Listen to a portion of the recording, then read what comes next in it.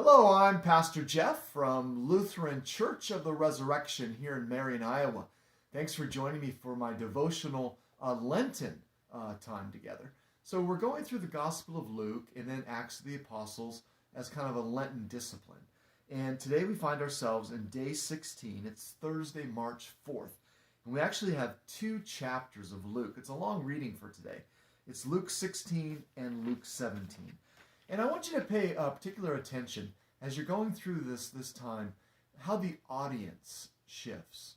So remember yesterday we talked about how Jesus was with the tax collectors and the sinners. And then it was the Pharisees and the scribes. Now today in Luke 16, it begins with, then Jesus said to the disciples.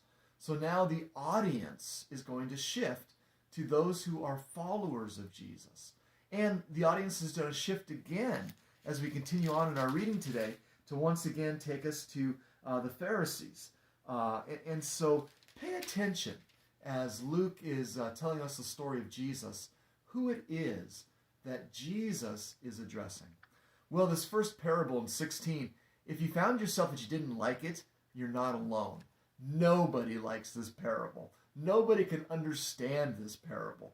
What is Jesus saying? That we're supposed to be shrewd and dishonest? There's been a lot of ink spilled on trying to understand this parable. And I think maybe the best way is to think about it in this way. It seems to me that Jesus might be saying, when it comes to worldly things, when it comes to saving our own skin, think of how shrewd human beings can be. Think of how resourceful, even if it's in a negative light, human beings can be. And it seems that maybe Jesus is saying, maybe we should take our participation in the kingdom of God just as seriously. That we should be resourceful and albeit shrewd, not in a negative way, but in being very purposeful about how it is we live out our lives in the kingdom of God. Well, the Pharisees are ridiculing Jesus. And so then Jesus tells another parable. And this is another parable that some people don't like, but it's really such a beautiful parable that's only again in Luke's gospel. It's about the rich man and Lazarus. And what I think is interesting here is Luke is once again trying to combine the fact that our faith needs to be lived out. It needs to be not just something that we say. It's not just an intellectual assent to a theological proposition, but it needs to be lived out in lives that reflect what it is the words that we embrace actually say. So here we're told about these two people, Lazarus, who's given a name, and a rich man, whose name we never know. It seems as if the rich man has everything, and Lazarus has nothing.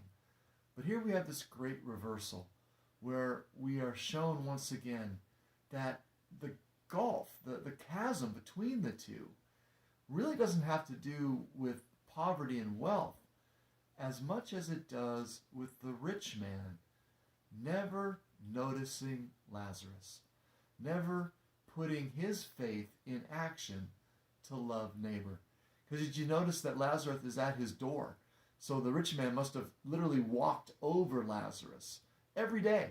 And in fact, in the world to come, it's not a blueprint for heaven, but in the world to come, he knows Lazarus' name.